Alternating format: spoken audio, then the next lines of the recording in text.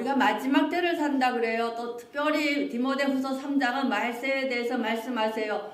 말세의 징조, 외적인 것은 전염병과 기근과 전쟁이 외적인 재앙이에요, 여러분요. 그럼 내적인 재앙은 뭐냐? 미혹이다 이렇게 말씀하셨어요.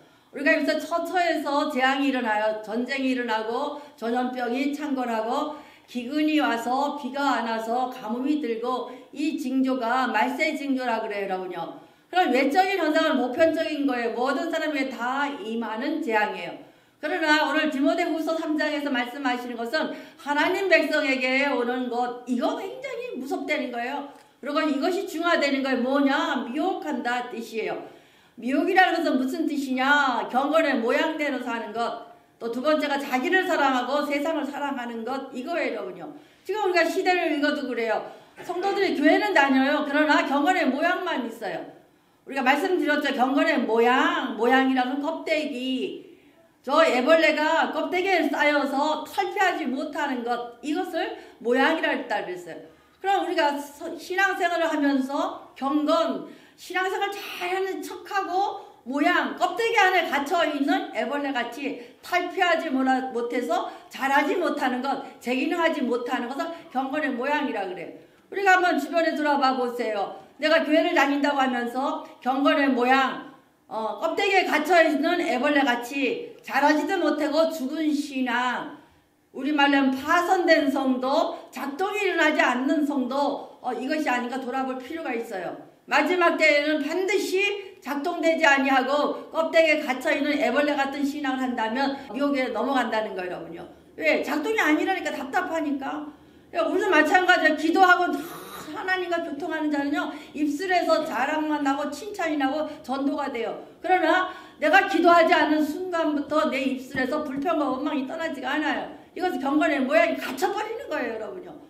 저 사단에게 갇히고 마귀에게 바치고 저 사단의 도구가 되기 때문에 우리는 시마다 때마다 경건의 능력을 회복하셔야 돼요.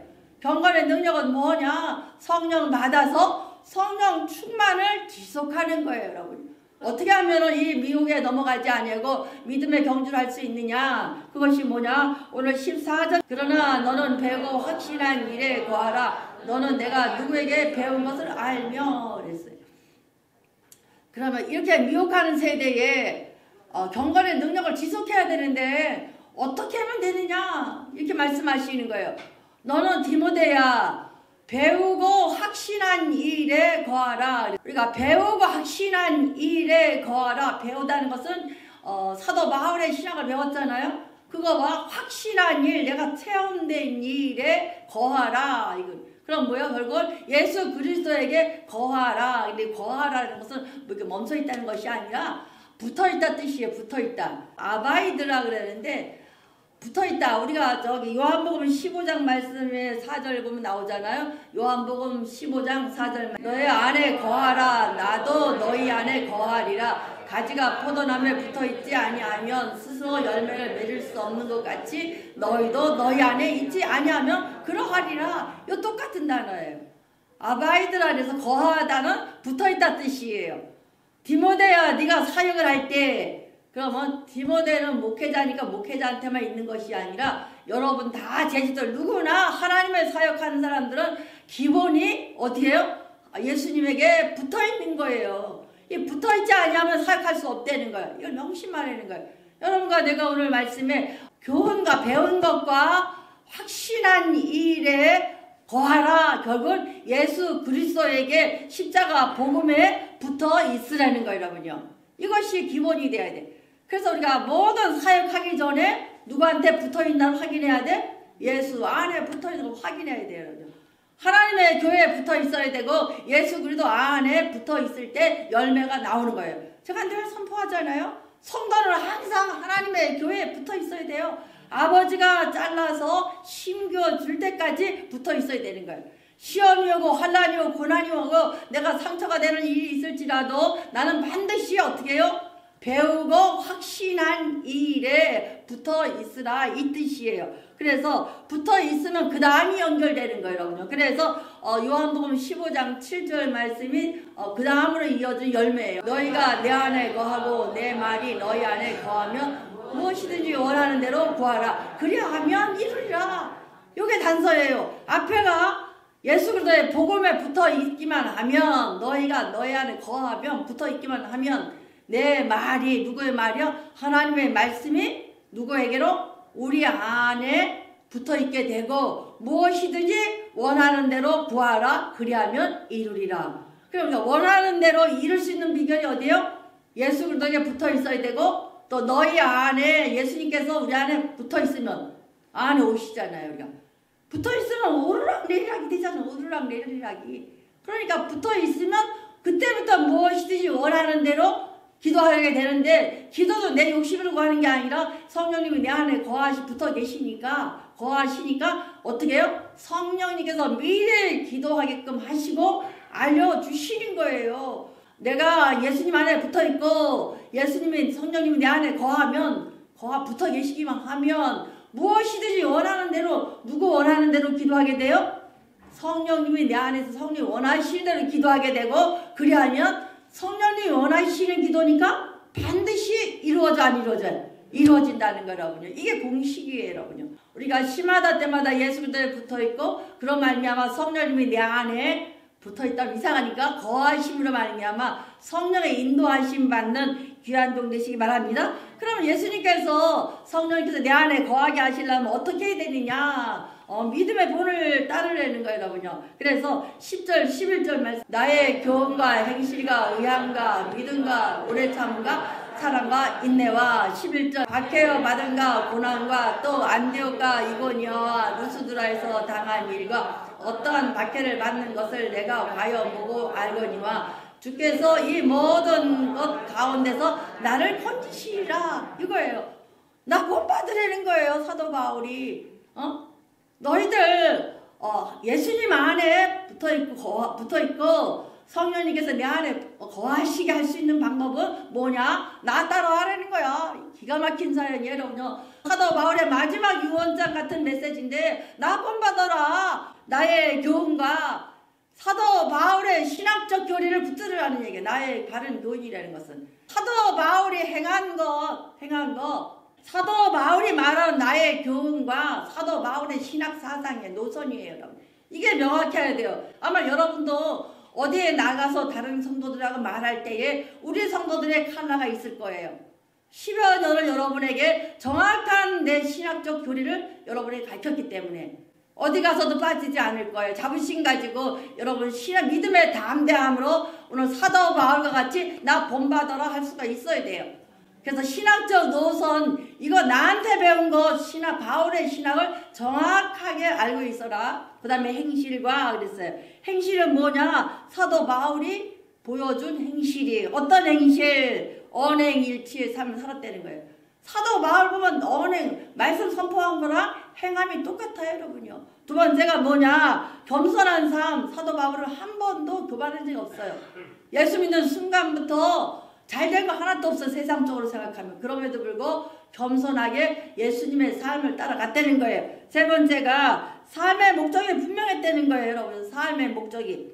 여기서 보면 의향과, 그래서 여러분의 의향이, 삶의 목적이 분명해야 돼요. 그래서 경주자가 되는 거예요. 그러니까 사도 바울은 표태를 하려고 달려가는 경쟁자가 아니라 경주자였다. 경주자였다는 거예요, 여러분요. 그러니까 여러분의 삶의 의향이, 목적이 분명해야 돼요. 내가 돈을 얼마 벌고 뭐를 어떻게 하고, 이거는 세속적인 거예요. 그 차원을 뛰어넘어서 내가 어떤 삶의 목표, 어떤 의향대로 살 것인가를 결정하라는 거예요, 여러분요. 그러니까 디모데야, 내가 가르치는 신학적 노선과 내가 너에게 보였던 행실과 또 내가 포태를 하여 갔던 내 삶의 목적과 그 다음에 믿음과 오래 참음과 사랑과 인내와, 그래서 이건 믿음의 덕목이에요, 여러분요. 그러니까 사도 바울의 가르침, 신학 노선, 또 사도 바울의 행실, 행함, 언행일치, 겸손, 또 하나님께 영광 돌리는 것, 그 다음에 삶의 목적, 그 다음 믿음의 덕목, 이 5가지가 명확하게 섰을 때에 너는 어떻게 된다? 마지막 때에 미혹에 넘어가지 않는다는 거예요. 여러분도 이것이 정확하시길 바래요. 신학의 노선이 정확해야 돼요. 또 사도 바울과 같이 언행일치가 일어나야 되고 겸손한 삶을 살아야 되고 우리의 삶 자체가 하나님께 영광 돌리는 하나님께 받아서 내가 빛을 발할 수 있는 이런 삶이 돼야 돼요. 또 여러분의 신앙의 목표가 분명해야 돼요.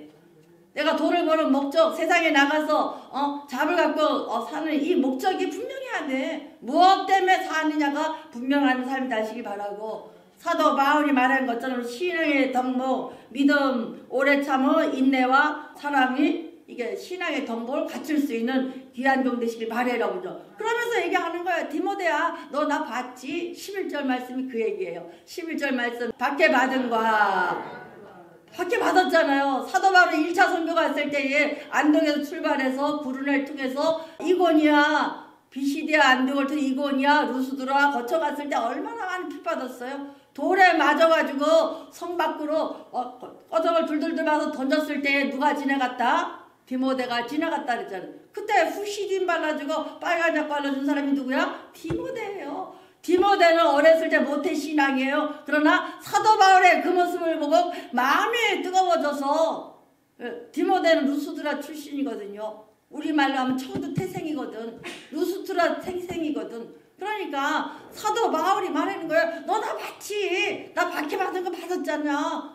고난과 또 안디옥과 이고니아와 루스드에 당한 일과 너 눈으로 봤잖아. 내 고난. 루스드라에서 내가 돌에 맞은 거 봤지 않느냐. 어떠한 박해에 맞은 것을 내가 과연 보고 알거니와 그랬어요. 여러분들, 여기 우리 계신 여러분들 다 10년에서 7, 8년 다 되신 분들, 여러분들 오신 분들은, 여기 계신 분들은, 그러나 우리 교회가 어떻게 여기까지 왔는지 하나님의 표적과 기적과 역사하심을 다 보았고 알거니와가 돼야. 우리 사랑교회에 나오는 것은 여러분 너무 잘 알잖아요. 제가 한 것이 아니잖아요. 하나님의 하신 일을 보았고 알았단 말이에요, 여러분요. 그러니까 주께서 이 모든 것 가운데 나를 건져주셨느니라 그랬어요. 그럼 여러분과 우리가 여기까지 온 것은 누가 끌고 가신 거예요? 하나님께서 보게 하시고 알게 하시고 여기까지 이끌어 갔다는 거예요, 여러분. 그러니까 하나님의 믿음의 본이 되는 거예요. 그럼 사도 바울만 본이냐, 담임 목사만 본이냐? 아니에요. 본이 되고 본이 되는 사람이 되라 이 뜻이에요. 고린도전서 11장 1절에 보면 내가 그리스도를 본받는 자가 된 것 같이 너희도 나를 본받는 자가 되라. 나도 확실하는 거예요. 나는 본받는 자가 됐다는 거야. 왜? 표대를 향하여 자기 의향이 목표가 정확한 사람이었기 때문에 잘못이 있지만은 잘못되는 것도 있어도 확신이 있는 거예요. 우리 사랑교회 성도로서 지금까지 된 권사요, 장로요, 집사로요 확신이 명확해야 돼요. 사도 바울같이 2, 3, 4시기 말해요. 그 다음 빌립보서 3장 17절 말씀, 형제들아 너희는 함께 나를 본받으라. 그리고 너희가 우리의 본받은 것처럼 그와 같이 행한 자들을 눈여겨보라. 본도 받고 본받는 자가 되라는 뜻이에요. 그래서 나를 본받으라 확신 있는 선포가 있었고 또 여러분도 본받는 자가 되라 이 뜻이에요. 그럼 사도 바울도 본받는 자가 되었으니까 디모데야 너도 본받는 자가 되라는 거예요. 사도 바울과 디모데는 30년 차이라 그랬어요. 그럼에도 불구하고 정확한 메시지로 유언장 같은 메시지를 주시는데 이것이 여러분의 가슴에 새겨서 정말 우리 사랑교회 내가 보았고 들었고 알았노라. 내가 하나님의 본받는 자가 돼야지 또 본받는 자가 되는 거예요, 여러분요. 우리가 이런 종 되시기를 축원드립니다. 사도행전 26장 29절 말씀, 바울이 내 말이 적으나 많으나 당신뿐만 아니라 오늘 내 말을 듣는 모든 사람도 다 이렇게 결박된 것 외에는 나와 같이 되기를 하나님께 원하나이다. 감옥에 같이 갇혀서 이제 재판받으려고 발에는 새구락을 차고 손에는 착고를 차고 누구 앞에? 아그리파 왕 앞에 섰어요. 사도 바울이. 아그리파 왕은 사도 바울의 친구예요. 로마를 보리라 했는데 어떤 모습으로 왔느냐? 성공해서 온 것이 아니라 죄인의 모습으로 착고를 차고 새고랑을 차고 죄인의 모습으로 친구 왕 앞에 선 거예요. 그런데 거기서 뭐라고 말해? 바울이 이르되 말하는 거예요. 말이 적으나 많으나 당신뿐만 아니라 오늘 내 말을 듣는 모든 사람도 다 이렇게 덜벅던 외에는 자기가 지금 세상에서 결박된 거 외에는 뭐해라? 나 본받으라는 거예요, 여러분요. 이게 얼마나 대단한 확신이에요, 여러분요. 자신의 모습이 이럴지라도 내 믿음은 본받으라는 확신이 있어야 돼요. 자녀들에게도 마찬가지예요. 내 모습이 연약해요. 내가 없어요. 할 수 있는 게 없다고 생각할지라도 뭐만은 믿음에 대한 확신만은 명확해야 돼요, 여러분. 이것이 디모데에게 주시는 메시지요. 여러분에게 주시는 메시지예요, 여러분요. 그래서 아그리파 왕 앞에서도 이 묶여있는 거 이거 외에는 다 어떻게 해요? 나같이 되기를 원하노라가 돼야 돼요. 이 확신 있는 삶을 살면 여러분 가정들이 다 구원받게 되는 거예요, 여러분요. 그리고 여러분들이 지금 여기 보면 다 여러분들 혼자 와 계시는데 여러분들이 여러분 가정의 영적 가장들이에요. 사도 바울 같은 이런 확신이 있어서 나같이 되길 원하노라 하는 삶을 산다고 결단해 놓고 나가시길 바래요. 그러면 나같이 하게 되길 원하노라 했으면 거기에 따른 책임과 거기에 따르는 모습이 따라가요, 여러분요. 그것이 하나님을 닮아가는, 예수님을 닮아가는 성화의 성품을 바뀌기 때문에 가족 구원의 초석이 되거든요, 여러분요. 사도 바울 이거 얘기하는 거예요. 디모데야, 이거 반드시 지키라는 거예요. 디모데뿐만 아니라 여러분들도 반드시 지키기 바래요. 그래서 본이 되는 사람이 있는 것이 재산이에요, 여러분요. 여러분도 마찬가지예요. 여기서 말씀하는 경건의 모양. 죽은 영혼, 죽은 심령하고는 교통이 안 되니까 경건의 능력을 회복하려는 거예요, 여러분요. 그리고 마지막 때에 미혹한 영에 넘어가지 않으려면 어떻게 해야 되느냐? 본이 되는 삶을 살으려는 거야. 누구같이? 나같이. 바울같이. 내가 감옥에 가고 착고에 매이고 새고랑을 찰지라도 그거 빼고 나머지는 다 나 본받아라. 나같이 되길 원하노라. 확신 갖고 나가는 거예요. 우리 기독교들이 확신이 좀 부족해요. 겸손한 척하고 모르는 척하는데 우리 성도들은 그렇지 않길 바래요. 당당하게 확신 갖고 나가서 세상을 정복해 나가는 귀한 종 되시기 바래요, 여러분요. 풍랑이 이럴 때 고난을 이겨나가는 방법이 나와요. 그럼 왜 배우고 확신하는 일에 거하면서 본이 되어야 되느냐가 나오는데 믿음의 본이 되는데 이것을 어떻게 본이 되느냐. 고난이 올 때가 이게 정확해진다는 거예요. 우리 인생은 어차피 풍랑이 일고 고난이 있는 것이 인생이에요. 요 풍랑 지나가면 요 고난 지나가 요거 해결만 되기만 하면 요 문제만 해결되면 내가 참 좋겠는데 매일매일 소망과 바람이야. 그런데 그거 지나면 또 와. 큰 파도가 넘어가면 작은 파도 또 와. 또 그 파도 지나가면 더 큰 파도가 와. 이것이 어디까지? 천국 갈 때까지 있는 거예요. 그래서 인생은 나그네 길이라 그래요. 여행객에 나와 있는 거야. 본향은 천국인데 잠시 와 있는 나그네 길이기 때문에 매일매일 고난이 와. 그럴 때마다 이겨나가는 건데 뭐 어떻게 이겨나가느냐. 본이 되게끔 이겨나가려는 거예요. 큰 파도를 넘어갔어요. 그럼 작은 파도는 쉬워 안 쉬워? 쉬운 정도, 이 정도이지. 더 큰 파도가 오면 또 한 번 넘어가 보는 거야. 왜? 이전에 겪어본 것 때문에. 한번 해보세요. 고난을 이겨나갈 때 문제가 해결된다. 그럴 때 내가 나한테 배운 거 배우고 확신한 일에 붙어 있으라는 거예요, 여러분. 고하려는 거예요.